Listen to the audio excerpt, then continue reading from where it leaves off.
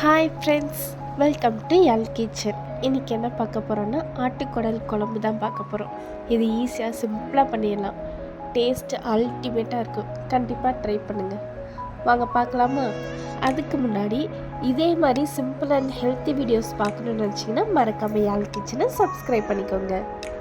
இப்போது இதுக்கு 1/2 kg குடலை நல்லா வாஷ் பண்ணி எடுத்துக்கலாம்.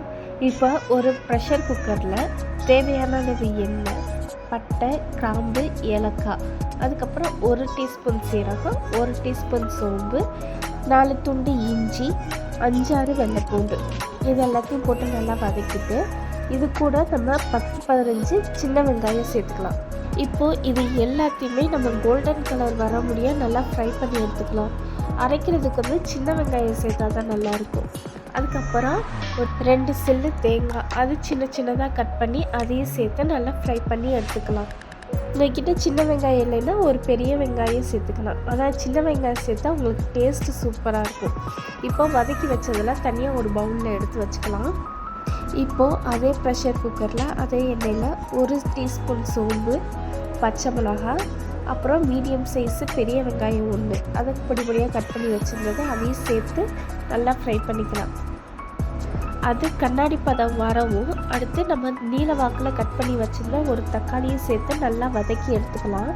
இப்போது இதுக்கு தேவையான அளவு உப்பு, மஞ்சள் இதையும் சேர்த்து நல்லா ஃப்ரை பண்ணிக்கலாம். நல்லா தக்காளி மசியணும். இப்போ வீட்டு மசாலா நான் 2 ஸ்பூன் சேர்த்துருக்கேன். உங்களுக்கு எவ்வளோ வேணுமோ அவ்வளோ சேர்த்துக்கலாம். உங்கள் காரத்துக்கு ஏற்ற மாதிரி நீங்கள் எவ்வளோ சேர்க்கணுமோ அவ்வளோ சேர்த்துக்கோங்க. இப்போ கொஞ்சோண்டு தண்ணி சேர்த்து நல்லா கிண்டி விட்டுக்கலாம். அதோட பச்சை ஸ்மெல்லு போகிற முடிய. இப்போது மசாலாவில் இருக்கிற பச்சை ஸ்மெல்லு போயிடுச்சு. இப்போ நம்ம கழுவி வச்சுருந்த குடலை இப்போ எல்லாத்தையும் சேர்த்து நல்லா மிக்ஸ் பண்ணி விட்டுக்கணும். அது ஒன்றோட ஒன்று நல்லா மிங்கிள் ஆகிற முடிய நல்லா மிக்ஸ் பண்ணி விட்டுக்கணும். ஒரு 2 நிமிஷத்துக்கு நம்ம கைவிடாமல் நல்லா மிக்ஸ் பண்ணி விட்டுட்டு இதுக்கு தேவையான அளவு உப்பு போட்டுக்கணும். உப்பு போட்டு அதையும் கிண்டிக்கணும். அடுத்து ஸ்டார்டிங்கில் நம்ம வதக்கி வச்சுருந்தோம்ல, அதை இப்போ அரைச்சி அதையும் இதோடு சேர்த்துக்க போகிறோம்.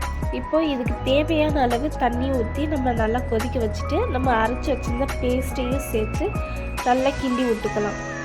நல்லா மிக்ஸ் பண்ணி விட்டுட்டு இந்த ஸ்டேஜில் உங்களுக்கு காரம், உப்பு எது வேணாலும் நீங்கள் ஆட் பண்ணிக்கலாம். இப்போது குழம்பு நல்லா கொதிச்சிருச்சு. இப்போ ஒரு கொத்து கருவேப்பிலையை சேர்த்துக்கலாம். லாக் பண்ணிவிட்டு ஒரு 7-8 விசில் விட்டு நீங்கள் எடுத்தீங்கன்னா உங்களுக்கு அருமையான ஆட்டுக்குடல் குழம்பு ரெடி. டேஸ்ட்டு சூப்பராக இருக்கும். விசில் வரப்பே வீடே மணக்கும். இந்த மாதிரி செஞ்சு கொடுத்தீங்கன்னா குடல் குழம்பு சாப்பிடாதவங்க கூட ஆசையாக விரும்பி சாப்பிடுவாங்க. கண்டிப்பாக ட்ரை பண்ணுங்கள். ட்ரை பண்ணிவிட்டு எப்படி இருந்துச்சுன்னு சொல்லுங்கள்.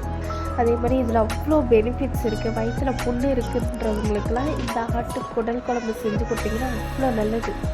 அதே மாதிரி டைஜஷன் ப்ராப்ளத்துக்கும் ரொம்ப நல்லது. இது நோய் எதிர்ப்பு சக்தி அதிகரிக்கும். இதில் B12 அதிகமாக இருக்குது, இரும்பு சத்து அதிகமாக இருக்குது.